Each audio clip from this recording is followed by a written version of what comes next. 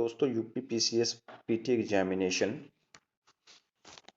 17 मार्च को होने वाला है, जिसके अंदर जो करंट अफेयर के क्वेश्चन है वो काफ़ी अच्छा रोल प्ले करते हैं। अगर आपके करंट अफेयर के क्वेश्चन करेक्ट हो जाते हैं तो there is good chance that you will qualify the PT examination. Now in this series we will be discussing 25 question per day from the current affair starting from the month of June till 10th of January 2024. This will be the coverage of most important questions and that will help you to enhance your preparation for the current affairs particularly. So let's start with the first question. Sabang port for the development of which India is cooperating is located in which of the following countries? अब यहाँ पे आपको country का नाम तो याद रखना ही है, साथ में उसके साथ जो स्टेट है वो भी आपको याद रखनी चाहिए, ताकि पता क्वेश्चन कई बार घुमा के भी पूछ ले जाता है, थोड़ा सा ट्विक करके क्वेश्चन पूछ लिया जाता है। तो correct answer for this question is Sabang port is located in the country Indonesia. The explanation for this is India and Indonesia have recently completed a joint feasibility study for the development of Sabang port located in Aceh province of Indonesia. Location for this Sabang port is 700 km from the our island Andaman and Nicobar. The geographic location easy access to Malacca Strait. Malacca Strait एक तरह से आप ये समझ सकते हो कि अपने जो थ्रू सी कम्युनिकेशन या कमर्शियल एक्टिविटीज़ हैं, that's a very important state for that. And और यूपीपीसीएस की बहुत प्रीवियस अगर क्वेश्चन आप देखेंगे तो स्टेट्स पूछने का भी काफ़ी अच्छा ट्रेंड रहा। तो from here we can remember two questions, one is name of the Sabang port and second one is Malacca strait. Now question number 2, कौन सी ऐसी स्टेट है जिसने अभी डिसाइड किया है कि वो डिजिटल कुंभ क्रिएट करेंगे? Recently which of the following state has propose the construction of digital Kumbh museum? आपको पता है कि कुंभ मेला इंडिया में काफ़ी पॉपुलर है, काफ़ी रिलीजियस लेवल पे अगर देखा जाए तो ये काफ़ी पॉपुलर मेला है। और तो इसका जो डिजिटल फॉर्म में जो म्यूजियम क्रिएट किया जाएगा, that's a initiative of government of Uttar Pradesh. अब यूपीपीसीएस का एग्जाम है और this you can use in mains examination also. अगर यूपी से रिलेटेड इनिशिएटिव्स में आए, डिजिटल एक्टिविटीज़ में आए कोई भी क्वेश्चन, या एमर्जिंग टेक्नोलॉजीज में कोई क्वेश्चन आता है तो इनिशिएटिव बाय यूपी गवर्नमेंट, तो you can use this example. Question number 3 जो राइस के बारे में है, ये काफ़ी इंपॉर्टेंट क्वेश्चन है। Consider the following statement with reference to Joha rice. It is widely cultivated in Garo Hills in bracket Assam. This rice is effective in reducing the blood sugar level and preventing the onset of diabetes. आपको पता है diabetes दो तरह की होती है, एक होती है टाइप 1, एक होती है type 2। Type 1 is by birth and type 2 is acquired due to lifestyles. बाद में आपके लाइफ स्टाइल की वजह से जो होने वाली डायबिटीज़ है उसको टाइप 2 डायबिटीज़ बोलते हैं, और ये इंडिया में काफ़ी बढ़ती हुई प्रॉब्लम्स में से एक है हेल्थ इश्यू में। तो अभी इसका आंसर क्या रहेगा कि scientist from the institute of advance study in the science of technology research in nutraceutical properties of Joha rice in aromatic rice grown in the north eastern region of India specially Assam. वैसे तो Garo hill का main location it is in Meghalaya Garo hills, पर उसका एक extended portion जो है आसाम से touch करता है। They found the Johar rice ineffective in reducing the blood and the sugar level and preventing the onset of diabetes. मतलब ये एक तो जो ब्लड शुगर लेवल है ब्लड में उसको भी रिड्यूस करता है, और सेकेंड इसका बेनिफिट क्या है कि ये डायबिटीज होने से शुरू होने ही नहीं देता।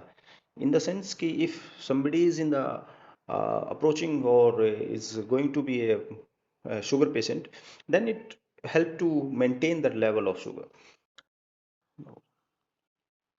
Now question number 4. In which of the country have archaeologists recently discovered 4000-year-old century? 4000 साल पुरानी एक सेंचुरी मिली है कौन से ऐसे देश में? तो इसका करेक्ट आंसर नीदरलैंड कंट्री में। आप नीदरलैंड का एक बार लोकेशन भी मैप में देख लेना कि नीदरलैंड लोकेटेड कहाँ पे है। It is archaeologist have अनअर्थड a 4000-year-old century in the central Netherlands. It is believed that its purpose was similar to that of Stone Age. The century is at least the size of 3 football fields and was built from mud and wood and was aligned with the sun during the solstice. Now question number 5. अब ये question है Asian Development Bank से related. Asian Development Bank से related question है। Consider the following statement with reference to Asian Development. Its headquarter is located in Manila. Its major focus is on the areas like the structural transformation and accelerating the employment generation. अब आपको statements 1 और 2 या इनमें correct choose करना कि which statement is correct. ये question किस context में है कि एशियन डेवलपमेंट बैंक का नाम आया है, तो you have to understand the context. अगर आप कॉन्टेक्स्ट को समझेंगे तो you will be able to remember the more number of facts which are useful for PT examination.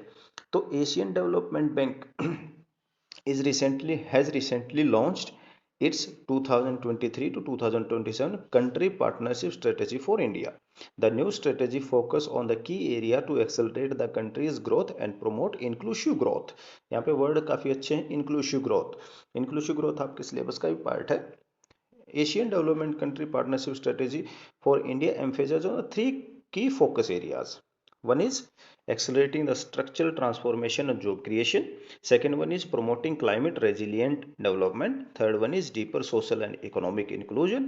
Asian Development Bank headquarter and vision for India. Asian Development headquarter is located in Manila, that is in Philippines. Is committed to strengthen its engagement with India over the next 5 years. That plan is for next 5 years. Now question number 6. Consider the following statement with reference to Mineral Security Partnership. It is an initiative for the global development of resilient and environment-friendly supply chain for the critical energy minerals. Option number 2. India has not yet joined this initiative. Now which one is the correct answer? Correct answer is only option, that is the establishment of US led. ये initiative किसका है? Mineral security. It is US led partnership aims to fast track the global development for resilient and eco-friendly supply chain for critical energy minerals. India has recently become a member along with the 12 other partner countries and the European Union. Now India, remember here option is asking, India is not, option is saying that, but what we have seen in explanation, India has become the part of this initiative. Okay. Now question number 7. Consider the following statement with reference to periodic labor force survey. This is also important because periodic labor survey gives us employment and unemployment ratio. India's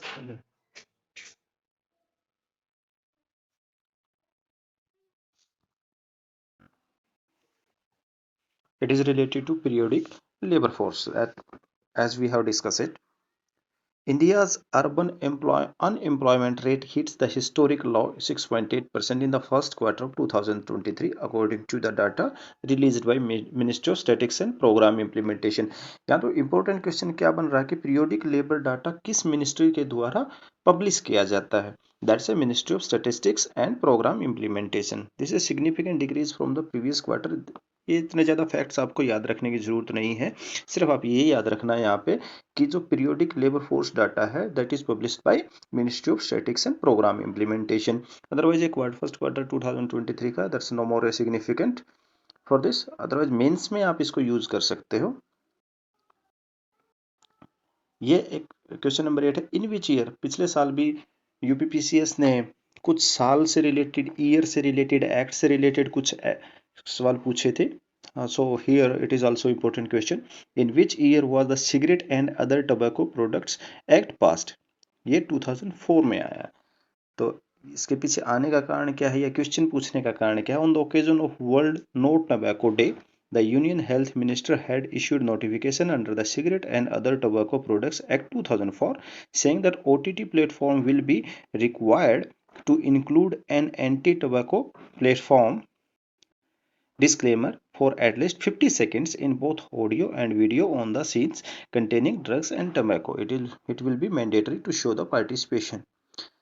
अब इससे पहले क्या कि OTT पे ये ऐसा नहीं दिखाया जाता था कि ऐसे 50 सेकंड्स के लिए आप कोई भी थिएटर में जाएंगे तो मूवी देखेंगे तो उसमें आपको कभी भी सिगरेट का सीन या वाइन से रिलेटेड या दारू से रिलेटेड कोई भी सीन आता है तो उसमें नीचे दिखाता है कि धूम्रपान सेहत के लिए हानिकारक है या दारू पीना या शराब पीना स्वास्थ्य के लिए हानिकारक है, वो नीचे आप देखते होंगे। तो same is to be implemented in the case of OTT platform also that has been under the this is being implemented under the act of 2004। यहाँ पे एक सवाल और बनता है Which of the following cities has been renamed as Ahilyanagar recently? ये काफी वैसे UPPCS has not asked the change of the name कि बहुत सारे की नाम हर बार अभी काफ़ी दिनों से चेंज होते रहते हैं दैट प्रयागराज अभी इलाहाबाद का नाम चेंज करके प्रयागराज कर दिया गया था on the similar lines there has been several changes on the name in the continuity of that there is one more question sir Ahilyanagar किस नाम ये अहमदनगर का नाम चेंज किया गया है अहमदनगर कहाँ पे Maharashtra chief minister Eknath Shinde has announced that Ahmednagar city will be renamed as Ahilyanagar after the 18th century Maratha queen Ahilyabai Holkar. अब ये अहिल्यानगर किन के नाम पे रखा गया अहिल्याबाई होलकर के नाम पे रखा गया है जो कि मराठा क्वीन थी 18th सेंचुरी में। हाँ ये एक इंपॉर्टेंट क्वेश्चन है which of the following countries and organisation provide assistance to India under its reward programme. Reward इसकी एक फुल फॉर्म है जो आपको याद रखनी चाहिए और मेंस में भी आप इसको यूज कर सकते हो। तो correct answer for this question is world bank rejuvenating watersheds for agriculture resilience through innovative developments that is the full form of reward program is of World Bank supported initiative being implemented from 2021 to 2026 means for last the program had started in 2021 and it will continue for 2 more years that is 2025 2026 we have already entered in 2024 its its implementation was recently reviewed by a team of the Secretary Department of Land Resources and World Bank इसके बाद ये question पूछा गया था तो आपको ये reward वाला कौन सी ऑर्गेनाइजेशन कर रही है that's a world bank. Now question number 11 who has been appointed the chairman of Cheetah Project Steering Committee constituted by the National Tiger Conservation Authority। आपको पता होगा कि हमने साउथ अफ्रीका और नामीबिया से इंडिया में कुछ चीते 20 चीते इंपोर्ट करके कूनो नेशनल पार्क इन मध्य प्रदेश वहाँ पे छोड़े गए थे और उसके बाद it's unfortunately 5 have already died and so on the same line तो एक चीता प्रोजेक्ट स्टीयरिंग कमेटी बनाई गई है जो कि चीता के प्रिजर्वेशन उनके रिहेबिलिटेशन के बारे में काम करेगी। तो who is the chairman of this committee Mr. Rajesh Bansal is the chairman of this committee. National Tiger Conservation Authority has constituted an 11-member cheetah project steering committee. Rajesh Bansal, the Secretary General of Global Tiger Forum, has been appointed as its president, the Ministry of Environment, Forest and Climate Change. Now, this is an important question. Which of the following statement is correct regarding XPOSat? या X-ray polarimeter satellite जिसकी full form है XPoSat. This is India's second polarimeter mission it is being built by ISRO and Raman research institute. Answer for this is XPoSat X ray polarimeter satellite is being first polarimeter mission. ये पहला है India का दूसरा नहीं है first mission है India का जो कि पोलरीमीटर है। It is being build by ये ऑप्शन करेक्ट है कि इसरो और रमन रिसर्च इंस्टीट्यूट मिलके इसको बना रहे हैं। According to ISRO XPoSat will study various dynamics of bright astronomical X-ray resources under the extreme conditions and will carry 2 payloads. It is the only secondary polarimeter mission in the world. ये दुनिया का दूसरा है और इंडिया का पहला है। To study the dynamics bright astronomical X-ray sources under the extreme conditions. आपको याद रखना है कि अब इंडिया का पहला है और वर्ल्ड का दूसरा है।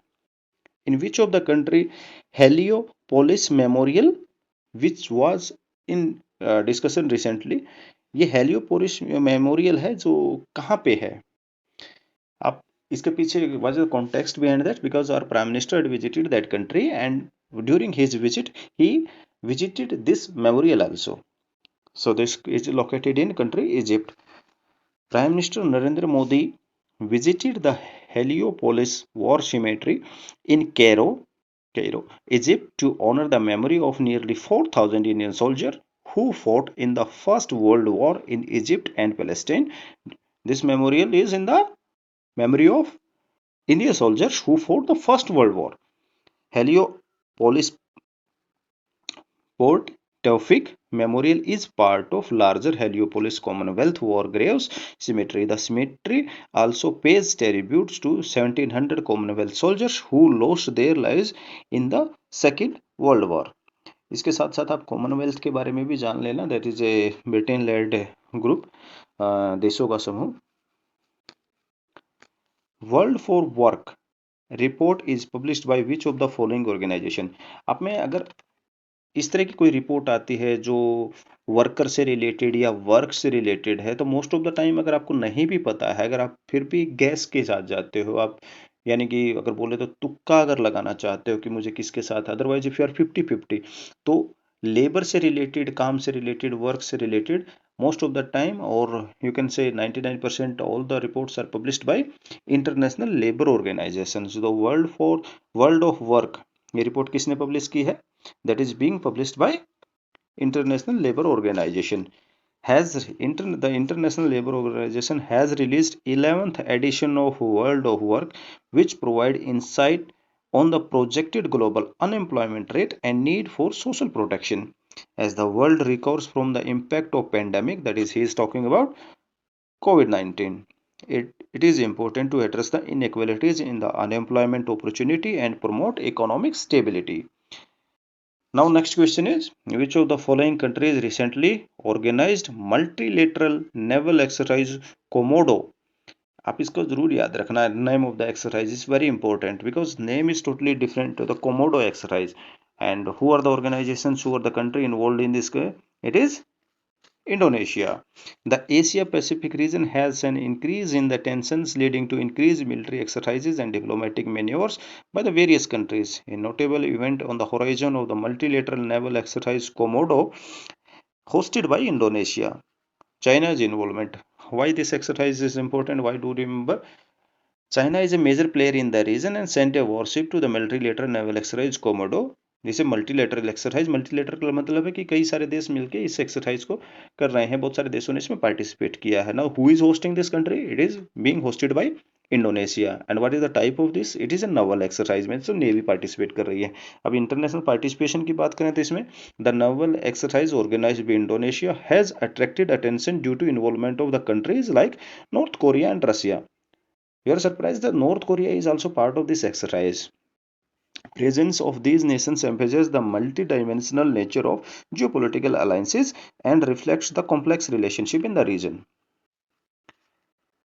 Question number 16. Which of the following not correct with the reference to Foucault-Karnali hydroelectric project? इस तरह के नाम कई बार पूछ लिए जाते हैं यूपीपीसीएस में कि ये वाला जो प्रोजेक्ट, हाइड्रोइलेक्ट्रिक प्रोजेक्ट है, ये कहाँ पे लोकेटेड है या किस कंट्री के साथ कोलैबोरेशन है. So the options are, now India's NHPC. We will discuss direct the answer of this question because if you listen to the answer, my words carefully, then it will help you to remember what the correct answer. MOU, that is a memorandum of understanding for the development of Foucault-Karnali hydroelectric project. Recently NHPC, National Hydraulic Power Corporation Limited and Nepal's Power Generation Company Limited have signed a memorandum of understanding for the development of Foucault-Karnali hydropower project in Delhi. The project is of 480 megawatt capacity. The MOU was signed in the presence of Prime Minister of India Sri Narendra Modi and Prime Minister of Nepal Sri Pushpakamal Dahal Prachanda at Hyderabad House, New Delhi. The project will be flow of Karnali River to generate the electricity, and electricity generated will be sent to integrated power system of Nepal. The installed capacity of the project will be around 480 megawatt with an average annual generation of around 2448 gigawatt hour. The project has been envisioned as peaking run of the river type scheme. It will work optimally even when the river flow is low. तो run of the river projects क्या होते हैं कि उसमें dam construct नहीं किया जाता है, कि जैसे दो तरह के होते हैं, एक तो बड़ा सा डैम कंस्ट्रक्ट किया जाता है, उसमें फिर वाटर स्टोर करके फिर आप इलेक्ट्रिसिटी जनरेट करते हैं। But in the case of run of the river project, river के फ्लो को ही इस हिसाब से या लोकेशन को ऐसे सेट किया जाता है कि रिवर में आपको डैम क्रिएट करके वाटर स्टोर करने की रिक्वायरमेंट नहीं पड़ती है। एनएचपीसी लिमिटेड इज इन ये एनएचपीसी के बारे में एक छोटी सी इन्फॉर्मेशन है। That is NHPC limited is India's largest hydro power development organisation. It is scheduled a enterprise of the government of India with mini Ratna status. तो आप इसका स्टेटस जो गवर्नमेंट ऑफ इंडिया प्रोवाइड करती है, मिनी रतन, महारतन और GeM करके, तो NHPC is mini Ratna status enterprise. Recently, there was a violent dispute between the two countries regarding the use of water from the Helmand River. Who are those countries? आपको इसका river का नाम याद रखना है और किस कंट्री के बीच में ये रिवर बहती है उसका भी नाम याद रखना है। ईरान और Afghanistan, we both are our extended neighbors. Iran and Afghanistan. There is a long-run dispute between Iran and Afghanistan over the distribution of water resources from the Helmand River. Recently, incidents including the clashes between the Iranian and Taliban troops on the border have further escalated the tension between the two countries. So, repeating it again, name of the river is Helmand River and the countries involved here Iran and Afghanistan.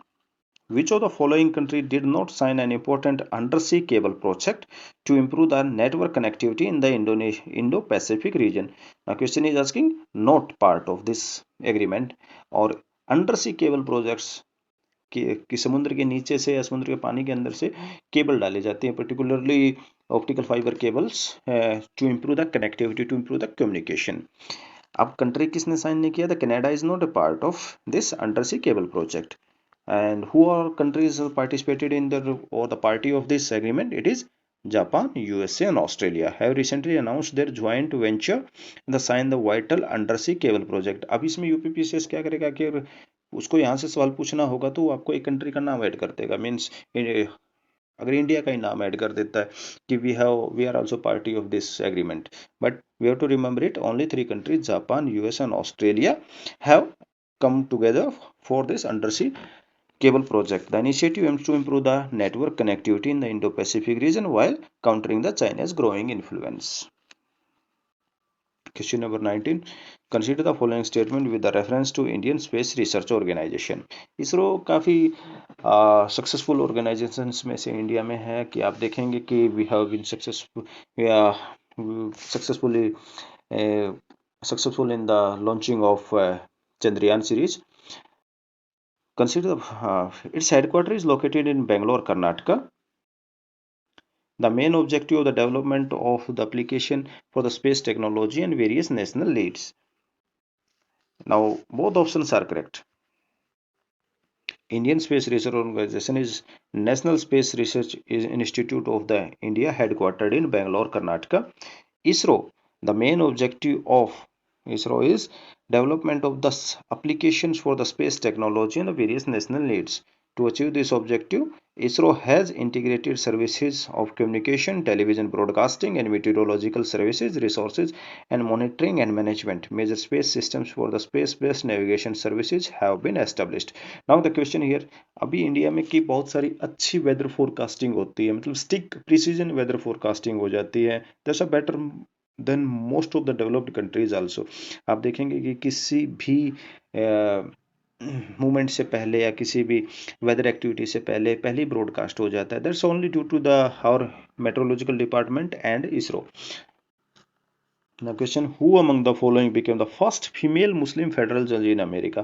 इसमें आप ये वैसे नाम सिर्फ एक बार सुन लीजिए क्योंकि इस तरह के क्वेश्चंस ज़्यादातर नहीं पूछे जाते हैं, बहुत बार ऐसे रिपीट होते रहते हैं या चेंज होते रहते हैं नाम. तो the lady name is Nusrat Chaudhary. On the 15th June, history was made when the Nusrat Chaudhary became the first female Muslim federal judge in US. This appointment is an important step toward the inclusivity and diversity within the judiciary. As a federal judge, Nusrat Chaudhary will serve on the prestigious US District Court of the Eastern District of New York. आपको ये ज़्यादा याद रखने की ज़रूरत नहीं है, सिर्फ आप थोड़ा सा सुन लीजिए, याद रह जाएगा, माइंड में क्लिक कर जाता है ऐसे नाम Nusrat Chaudhary. Astronauts from the which of the following space organization have successfully cultivated a space garden, demonstrating the ability to grow the fresh fruits beyond the confines of Earth. Space में garden बनाने की activity किसने की है? तो इस तरह का कोई फर्स्ट स्टेप है तो ज़्यादातर अगर एक्टिविटीज, वैसे India space mission also very successful, but here answer is NASA. NASA astronauts have successfully cultivated a space garden, demonstrating the ability to grow the fresh fruits beyond the confines of the Earth. The efforts has caught the attention of the scientists and space enthusiasts like Veggie System of Genia Blooming Experiment. Now the name of the experiment is, this is Veggie System and Genia Blooming Experiment. In 2015, NASA astronauts activated the Veggie System and special plant growth chamber containing the Genia seeds. कौन से seeds हैं? Zinnia seeds. The blooming of zinnia flowers in the microgravity conditions of International Space Station provided the scientists with the valuable information about the plants growing in the space.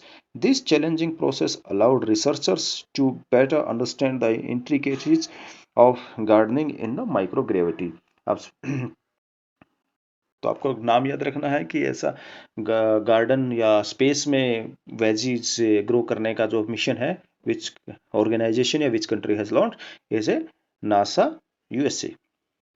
In which of the following country which will be the Miss World pageant competition be organized at the end of year? मतलब 2023 का जो miss pageant है वो कहाँ पे किया जाएगा? That will be held in Miss World. चलो अनाउंस ना, ये आपको नाम इसलिए याद रखने की जरूरत है कि ये आपकी बार इंडिया में है. Miss World organization recently announced that India has been selected as the host country for its upcoming pageant held in the later this year. Means हम जून के करंट अफेयर कर रहे हैं तो ये इसी साल के 2023 में इंडिया में ही हुआ.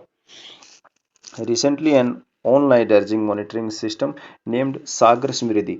अब यहाँ पे सागर समृद्धि आपको मिनिस्ट्री का नाम याद रहे ना रहे, लेकिन आपको इसका काम क्या है, इसका अगर आपको ये पूछ ले जाए कि Sagar Samriddhi which was recently in news is what, ये क्या है?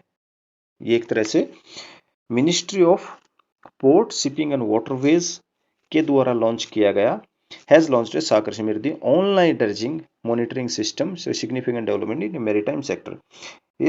What is this? It is a state-of-art system developed by National Technology Center for Ports, Waterways and Coast, aimed to enhance the efficiency and effectiveness in dredging operations of the country's ports. Port के पास जो मिट्टी इकट्ठी हो जाती है ना नीचे, उसको बार बार से नीचे से मिट्टी को हटाया जाता है ताकि उसमें वाटर सफिशिएंट रहे, so that it can carry, it can help to float the large size ship also. आप पोर्ट के, जैसे आप कभी आपने किसी पोर्ट को विजिट किया हो तो वहाँ पे ऐसी एक्टिविटीज चलती रहती हैं. The system significantly improved upon the previous draft and loading the monitoring system, offering enhanced capabilities and functioning of dredging operations. Now question number 24.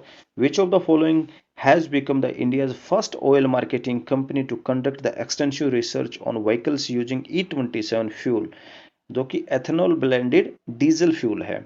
ये एचपीसी ने किया है, ये Hindustan petroleum corps limited HPCL ने ये काम किया है, जो कि E27 है. अभी आप E27 का नाम भी याद रखने की जरूरत है कि ये क्या है. इसे एथेनॉल ब्लेंडेड डीजल फ्यूल है. आपको सिर्फ यही चीज याद रखने की जरूरत है. साथ में हमारा एक मिशन आप याद रख सकते हैं. This initiative is in line with the ethanol blending road map outlined by government of India which aims to achieve 20% ethanol blended gasoline E20 by the 2023 to ensure the wide availability. Now today's last question is Atlantic declaration. ये Atlantic declaration किस लिए है ये आपको ये याद रखने की जरूरत है. किस कंट्री के द्वारा किया गया है, कौन से इसमें पार्टिसिपेंट हैं. Which of the following is the correct in the context of Atlantic Declaration that was discussed in the June 2023? This agreement was signed between US President Joe Biden and British Prime Minister Rishi Sunak. The focus of this agreement is to deal with the China's growing influence and the economic stability that threatens both the countries.